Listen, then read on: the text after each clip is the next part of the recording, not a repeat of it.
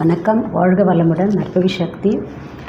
இன்றைக்கி கிச்சனில் இருக்கிற ஒரு 2 பொருளுக்கு உண்டான ஒரு பதிவு தான் இது. நிறைய பேருக்கு வந்துட்டு கசகசானா என்னன்னே தெரியல. ஸோ அதோட மருத்துவ குணங்கள் வந்து ஏராளமாக இருக்குது. அதை பற்றியும் ப்ளஸ் வந்துட்டு ஓமவல்லி இலை, ஓமம் சொல்லுவோம் இல்லையா, ஓமவல்லி இலை, அதோடய இலைகள் தெரியும் நிறைய பேர், கற்பூரவல்லி. ஸோ அதுக்கு இன்னொரு பேர் வந்துட்டு ஓமவல்லி, அதோட சீட்ஸ் அது ஓமம். ஸோ இந்த ரெண்டுமே வந்துட்டு எப்படி இருக்குன்றது கூட தெரியாத மாதிரி நிறைய பேர் இருக்காங்க. ஸோ அதனால் வந்துட்டு இந்த பதிவு வந்து இது ரெண்டுலேயுமே வந்து மருத்துவ குணங்கள் வந்து ஏராளமாக இருக்குது.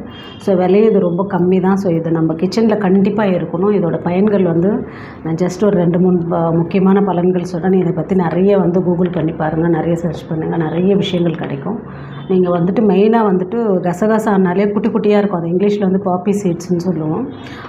அதை வந்துட்டு நீங்கள் லைட்டாக வெறும் வானிலையில் வதக்கிட்டு பவுட்ரு பண்ணி வச்சுக்கலாம். நீங்கள் வந்து பொரியலில் பொட்டேட்டோவில் செய்யும்போது போட்டுக்கலாம். நீங்கள் வந்துட்டு குழம்பு வகைகள், அந்த குருமா, கறி குழம்பு, அந்த மாதிரி எல்லாத்துலேயும் போட்டுக்கலாம். ப்ளஸ் அந்த பவுடரை வந்துட்டு நல்ல பால் காய்ச்சிட்டு 1 ஸ்பூன் போட்டுட்டு நைட்டில் தூங்குறதுக்கு முன்னாடி, தூக்கமே வரலன்றவங்களுக்கு குடிக்கும்போது நல்ல தூக்கம் வரும்.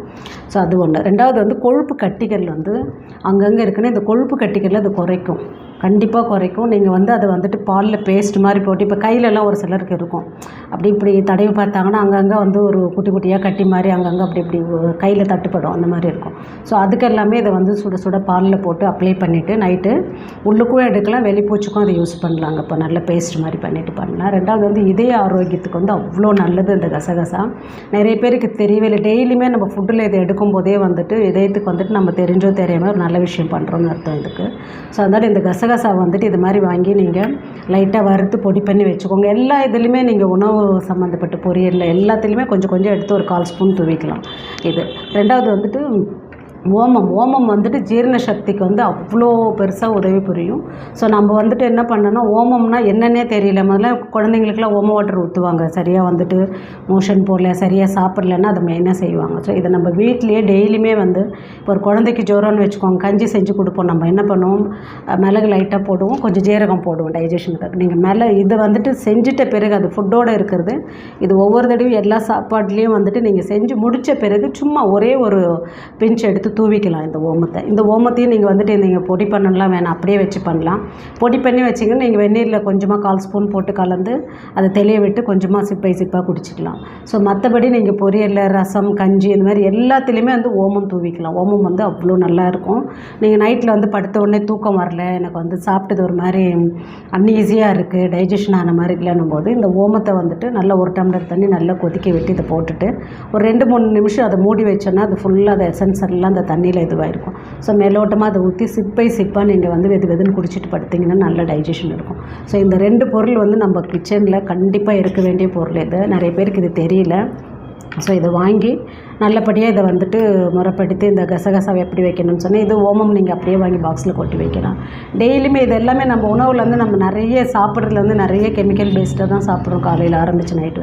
ஸோ அப்போ வந்து இந்த மாதிரி விஷயங்களாவது கொஞ்சம் டெய்லி ரெகுலராக எடுக்கும்போது நமக்கு வந்துட்டு ஓரளவுக்கு ஹெல்த் பெனிஃபிட்ஸ் நம்ம எடுத்துகிட்டே இருக்கலாம், டெய்லியும் எடுத்துக்கலாம். ஸோ இதெல்லாம் வந்து ஏதாவது இப்போ நான் ஓமம் சொன்னேன்னா, இப்போ ஃபீவர் இருக்கும்போது கஞ்சியில் தான் போட்டு குடிக்கணுமா, அப்படி கிடையாது.